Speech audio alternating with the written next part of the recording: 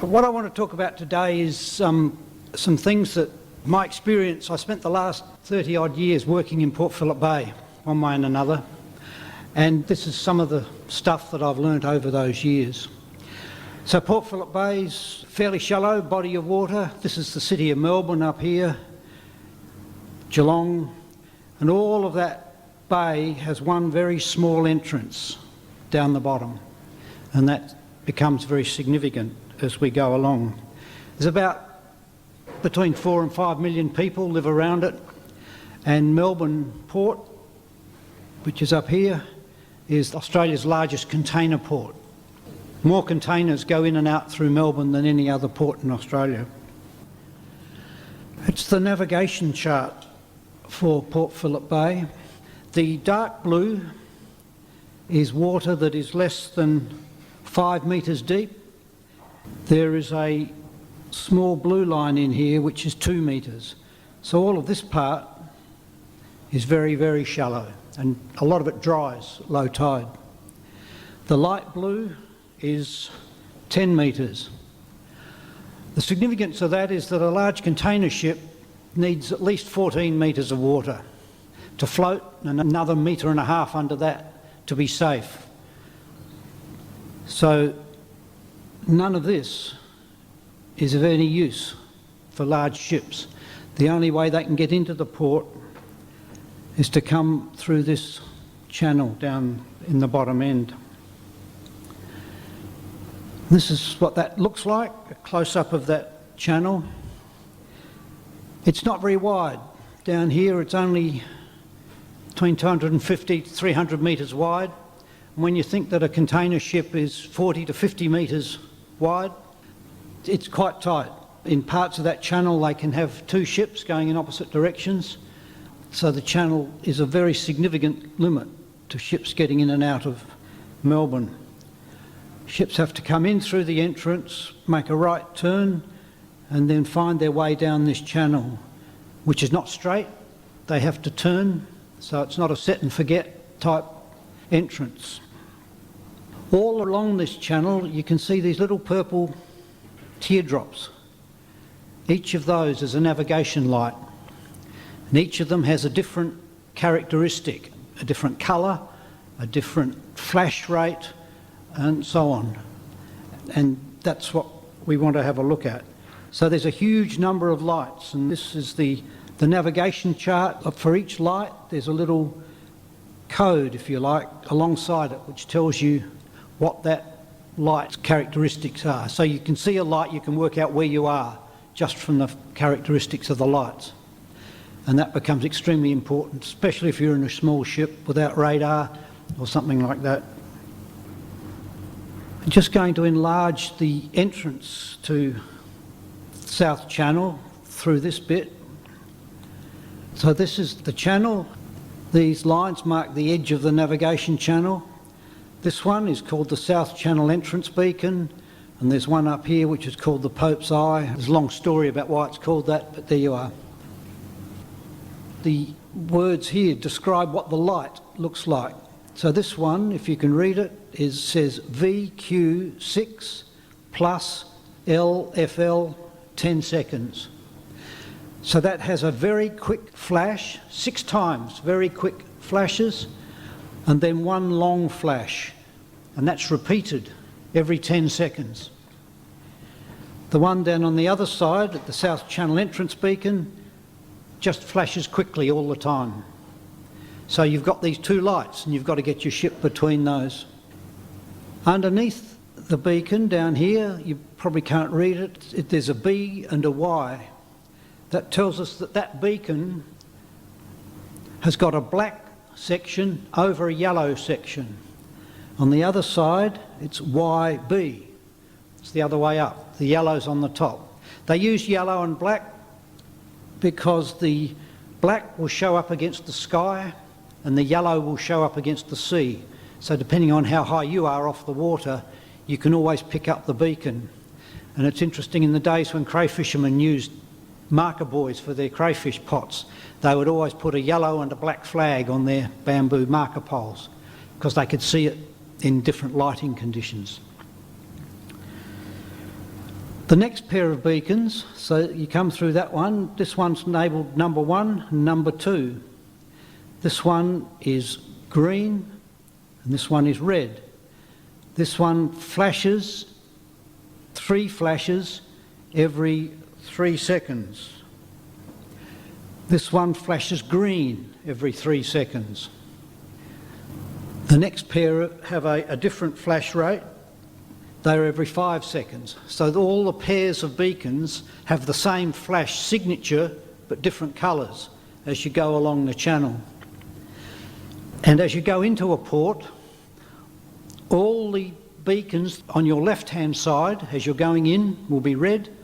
All the beacons on the right-hand side as you're going in will be green.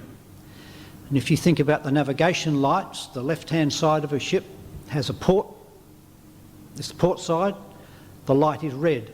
So as you're going into a port, you do red to red, green to green. Coming out, they reckon you know your way, you can sort that out. You won't be able to see the detail of this, but this is the entrance beacon. It's actually got an EB written on the top of it.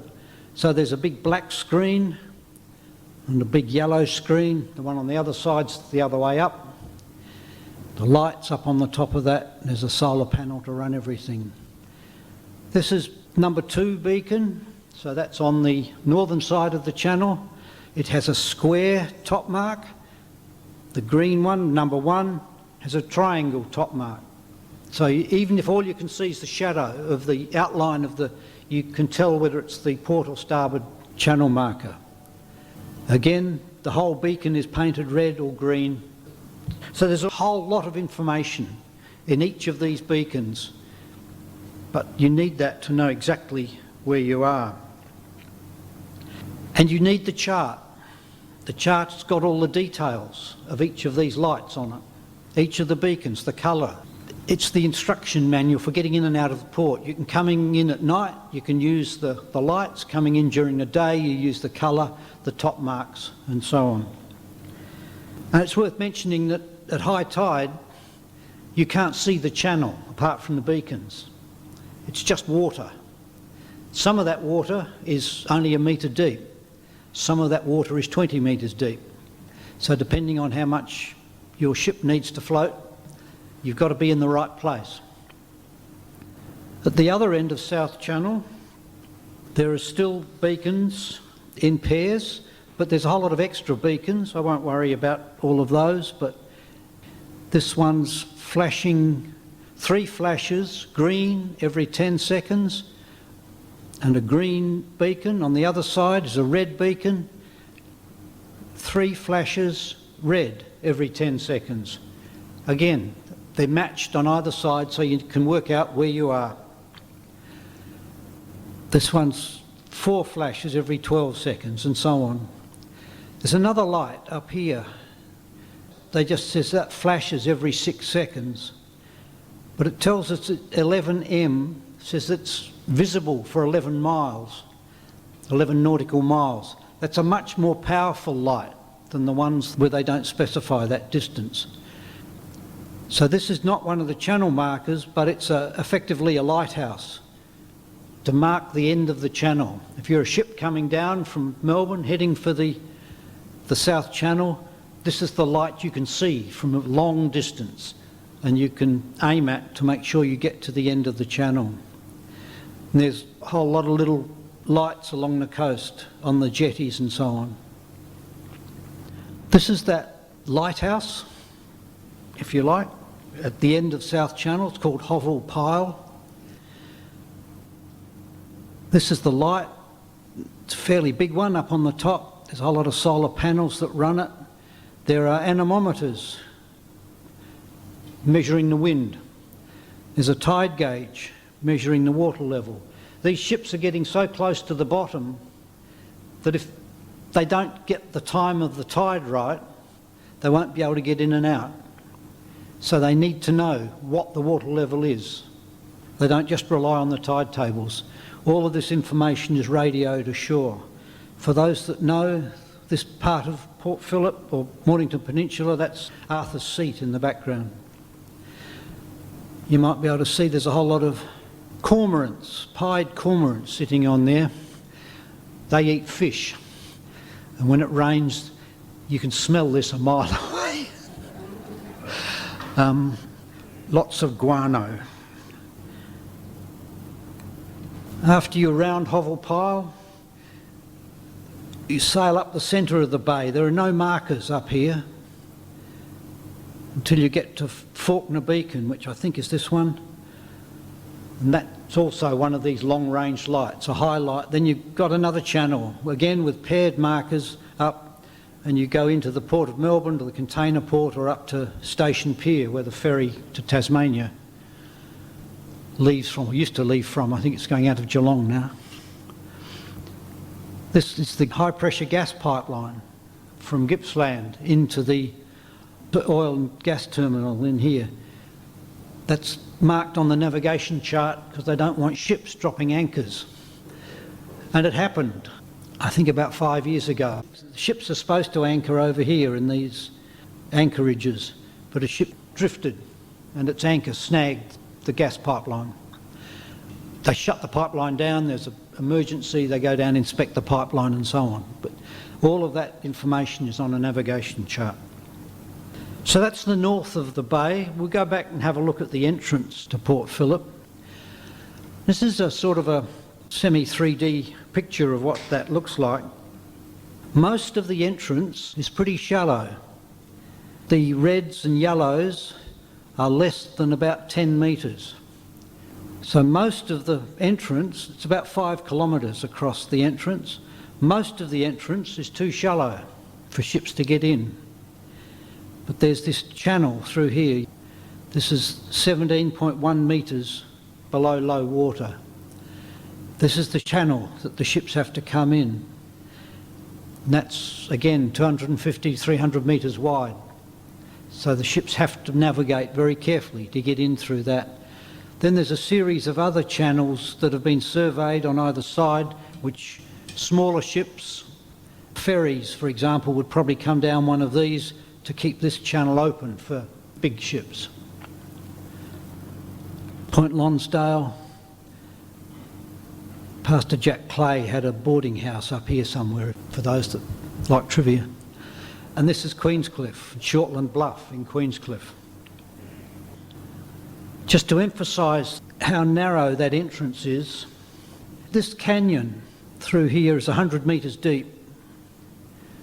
This channel here is, we've just said, 17 metres deep.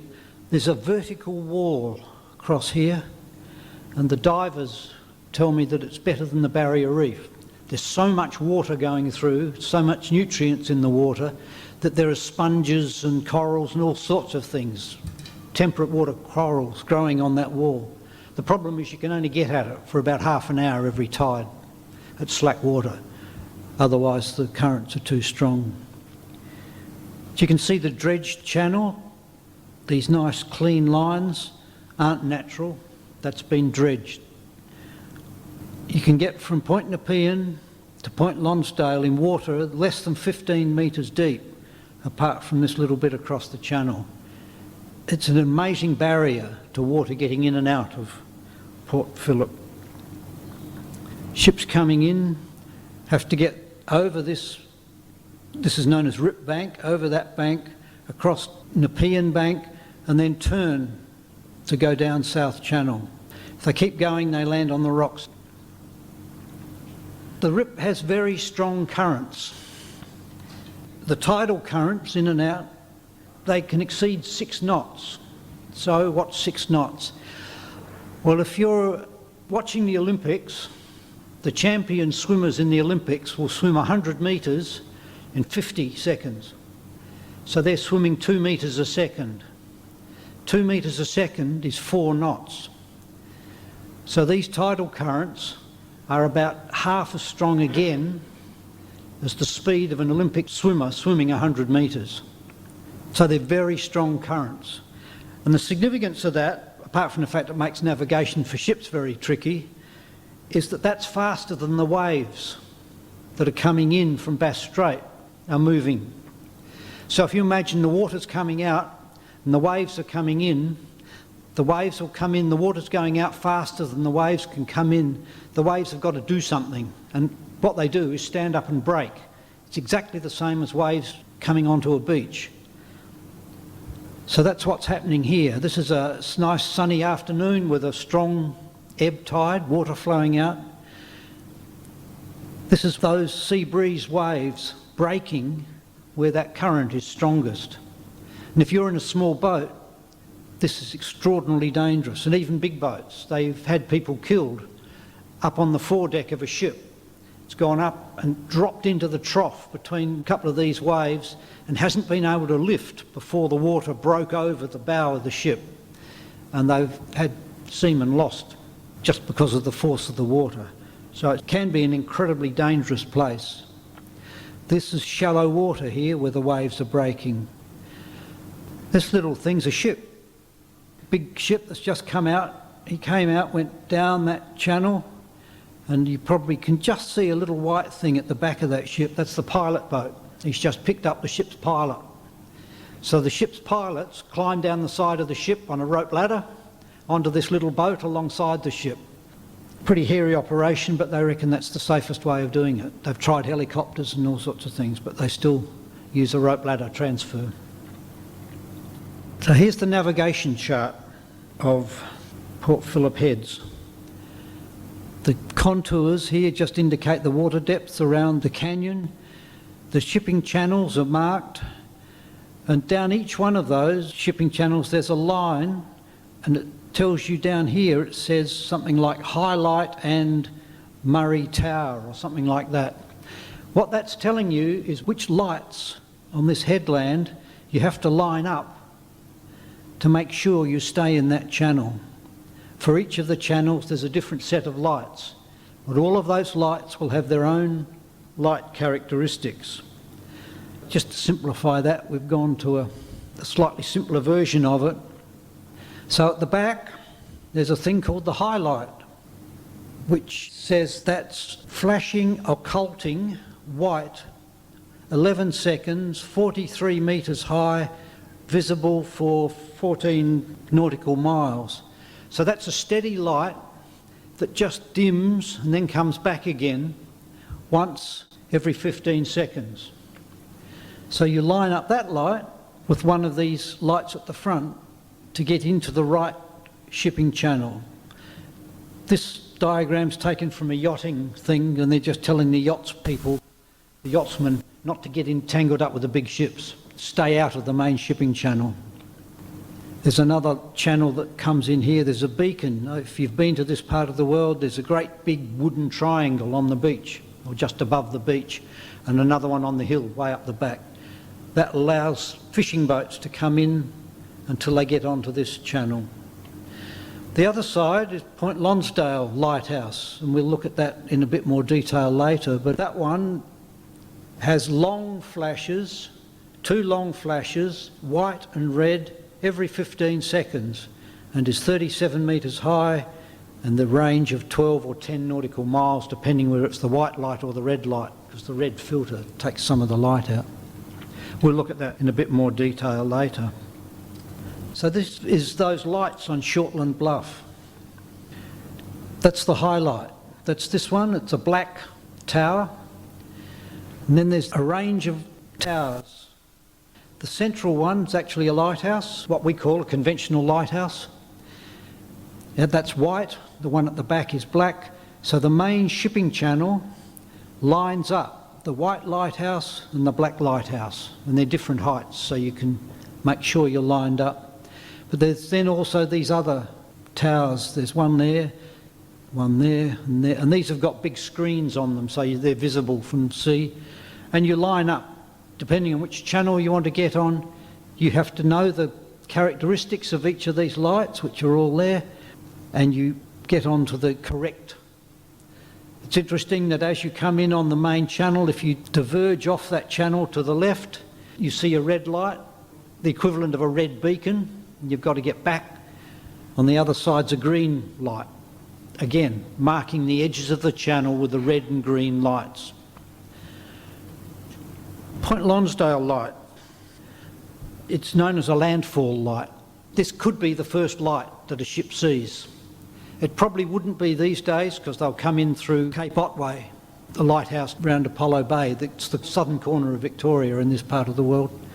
That would be the Landfall Light for most ships these days. The next one they'd probably pick up would be this one, depending on how close in they're coming up that coast. The significance of this light is it's got 3 sectors. This one, the one that shines out into the Bass Strait, is white.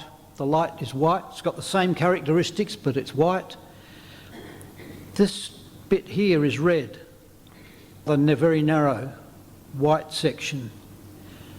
If you see this light and you know the characteristics of it, and it's red, you're in the wrong place. You're coming in over these shallows down in this area. You've got to stay out at sea until this light goes white, and then you come in and find the leading lights. You then steam up this channel on the light until this light then turns white again. And as soon as that light turns white, you can turn, change course and run down South Channel. All of this system was sorted out in the days before radar. The sailing ships could use this system. Ships without radar could use this system to get into port safely. The lighthouse also has symbols. It has a series of spheres and cones that it hoists to indicate whether the tidal current is going in or coming out, and whether it's the first quarter of the tide, the second quarter, and so on, as to how strong the tidal current. That was really important in the days of the sailing ships. They would come and they'd sit off here and they'd wait until the tide was flowing in, and they'd know how strong it was before they entered the rip. When you're under sail, you can't afford to make any mistakes. You have to be able to get through. So that's the lights of Port Phillip entrance.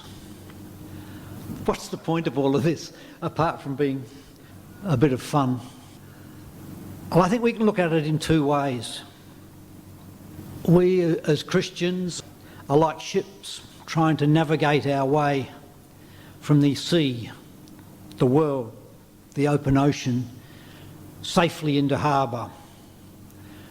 And we can talk about what that harbour might be. It might be just the end of our life on earth when we go to sleep in the Lord. It might be when the Lord comes back. It doesn't matter much. We're trying to navigate in a safe way. And along that journey, we have to watch out for these lights, these warning signs. We have to make sure that we stay on the right course. We have to know when to change course. We have to know when to change the direction we're going. We don't have a navigation chart, but we've got the Word of God, which gives us all those instructions. The Holy Spirit explains the code, if you like. It explains the lights, the characteristic of each light. When we're in a certain position in our lives, there are things we need to know, and the Bible will tell us that. The Comforter, which is the Holy Ghost, whom the Father will send in my name, he shall teach you all things, and bring all things to your remembrance, whatsoever I have said unto you. He will show you what the warning light that you're approaching means. He will show you which light you should be heading towards and which ones you should be staying away from. That means we've got to do some work. We've actually got to study these things. When I was at sea a bit, I used to know all these light symbols. I had to look at the chart to know what an individual light was, but I knew what all those codes were. When I came to put this together, I had to go and look them up because I'd forgotten them. There's a warning there for us. We might think we know the Bible. We might think we're on top of it all. But we've got to be careful. We have to make sure that we bring them to our remembrance. The other way I think we can look at these lights is that our job is to guide others along this path, to help them navigate. And we provide the navigation aids, we're the lights, if you like. for those people. We've got a responsibility to make sure that our lights are flashing in the right way, that we're sending the right signals, that we're sitting in the right position. We're light of the world, a city that is set on a hill, or a lighthouse that is set on a hill, cannot be hid. Lighthouses are always put in places where they're easy to see. They stand out. So we've got to let our light shine so that they may see your good works. Our testimony is the light that shines. And you can think of yourselves, it's all these different roles that these lights are playing. And that's our role. And we've got to watch our testimony. These two processes are interwoven because we have to maintain our own walk at the same time to serve and assist others. Of course, if we're concentrating on helping others, it's unlikely we're going astray, but we've got to be careful. So let's just think about a new ship coming into the port. Never visited this port before. A new person finding their way to the Lord. Someone will have told us about the port. They've said there's a port down there. It's a great place to go, the church. But we're still in the world. We're still out at sea, bobbing around in Bass Strait, if you like, trying to find this 5-kilometre entrance. And when you're at sea, you can't see it. There's sand dunes come along, there's the entrance, but there are sand dunes at the back of that entrance, and then there's Mornington Peninsula, which is cliffs and sand dunes. You can't see that entrance. So we're looking for this lighthouse to guide us through the entrance. But there are other lighthouses out there. There's Aries Inlet, Cape Shank, they're the ones either side. Luckily, someone's told us what to look for. The signature of the Point Lonsdale light. 2 flashes every 15 seconds. In brackets, the Revival Fellowship, 255, I hope I got the number right, Pimpala Road. That's the navigation instruction we were given. So we're now in the right place. And we know what to do because that pamphlet had the instructions for getting in, which lights to line up. It told us to get baptised and receive the Holy Spirit. That is, it told us to line up the black tower and the white tower and follow that line. That means we got on those leading lights, and as long as we keep those lights lined up, we won't run aground. There are many dangers though. There's the shallow water on either side, strong currents trying to knock us off course, large waves, the rough, the world, the sea out there causing strife, trying to make it difficult for us to get in. It can be a bit scary. But if we followed the instructions, we'll have been told about the white sector on the light that was red as we went past it. We will have been told about the signals, about the tide when it's going in or out. We can avoid the difficulties, and we're patient. We wait until conditions are right and we go in through the heads and we will receive the Holy Spirit. As we come through the heads, we see that light turning white and we know that we've got to change our course. We've got to start a new direction, turn. And if we don't, we'll come to grief. We've got to change course in our lives. The way in is narrow. So's the way. It leads to life. There's a lot of shipwrecks around Port Phillip Heads. We've got to make sure that having got through that entrance, we turn. We've still got to follow the lights down the channel. We've got to read the Word, we've got to listen to the Spirit that's within us. We've got to follow the guidance of those in the church. We've got to recognise that that channel is not straight, that there are curves in that channel. We have to change course as we go down that channel, change light. We've got to watch for all of those warning signs.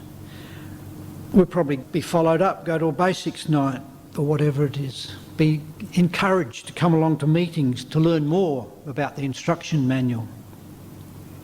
And as we go down the channel, we'll see the red lights and the green lights. We'll also might see the channel at high tide and recognise that, hey, that looks interesting. We could go off and look at things because look, it's all water.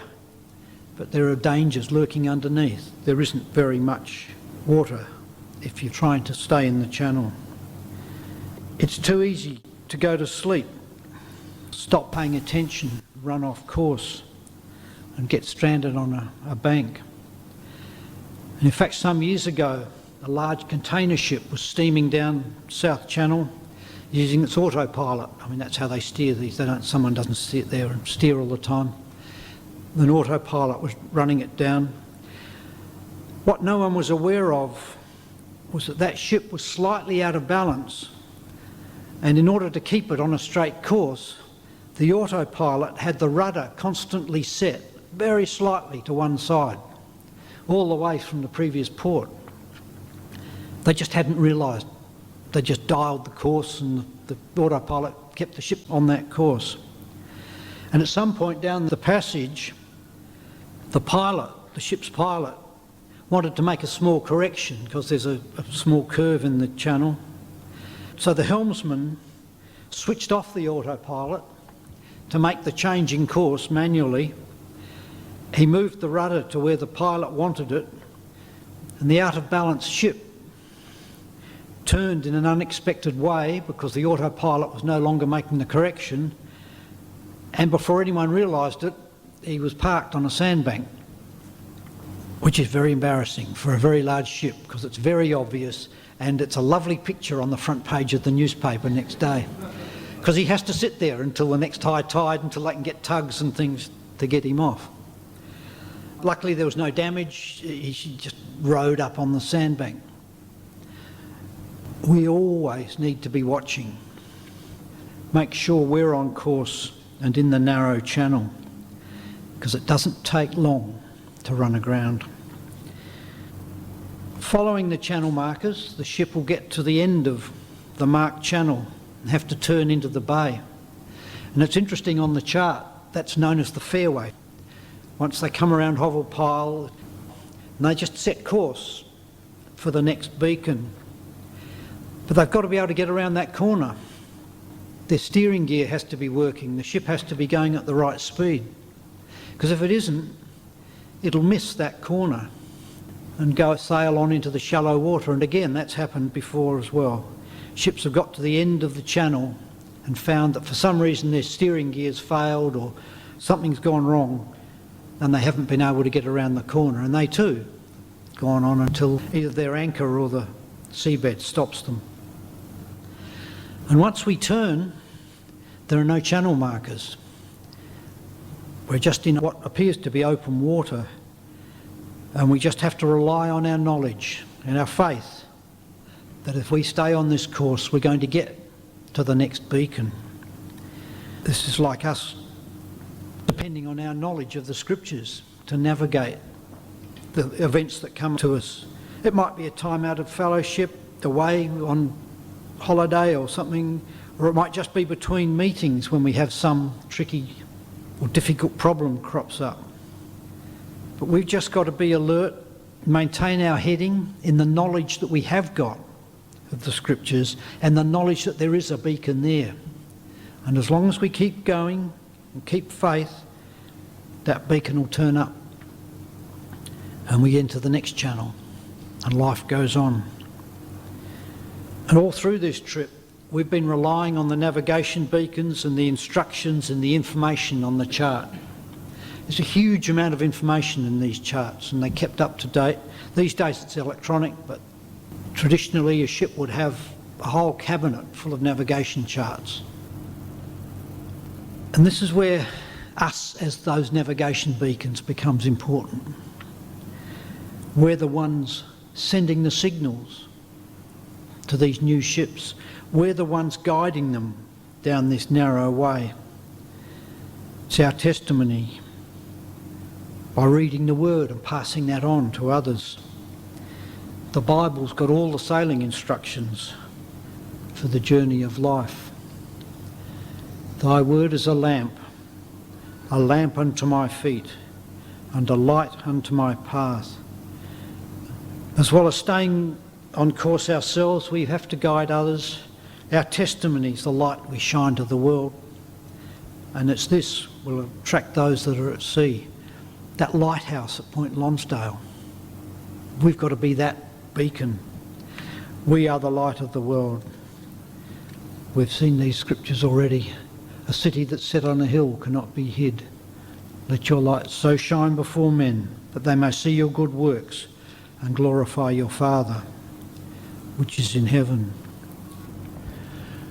We must never underestimate the power of our testimony. People notice it. They notice that we don't drink, we don't swear. In fact, people apologise to me often when they swear in my presence. I find that quite amazing, but they do. They're small things, but they make us stand out like a lighthouse. No man, when he's lighted a candle, a light or a lamp, for those that might have heard an earlier talk, no one covers it up or puts it under a bed, but sets it on a candlestick or a lampstand, so that they which enter in may see the light. The Lord's given us a testimony. These are the things that set us apart. Whatsoever things are true, honest, just, pure, lovely, of good report. These are the things that we've got to hang on to, things of virtue. And then those things which we've learnt and received and heard and seen in the scriptures through Paul, do, and the God of peace shall be with you. We've got to stay in that light. We can restore others. We've got to remember that if our light isn't shining properly, we can lead others astray. If that light at Point Lonsdale, if those sectors got rotated somehow, so that that white sector was no longer pointing down South Channel, or the red sector wasn't keeping people off the shallows, then they're going to come to grief. If we attract people or ships to the entrance, but don't maintain all the rest of the lights, if those channel markers all go out, what's the point of getting them through the heads? We have to have all the lights down the channel working. We need to see ourselves as ships coming in from the sea, coming in from the world, and making our way along the narrow channel to the refuge of the safe harbour. We need to read and take in the navigation instructions, the words the Lord's given us, and follow those instructions, watching for the lights that the Lord puts there and the signals they send. We've got to be aware of those lights, but we've also got to see ourselves as beacons along that channel, bringing people into that safe harbour. And each one of those lights has to be working. Each one of us has to do our bit. So the light goes out or dims, then others are put at risk, not just us, and ships will lose their way. Amen.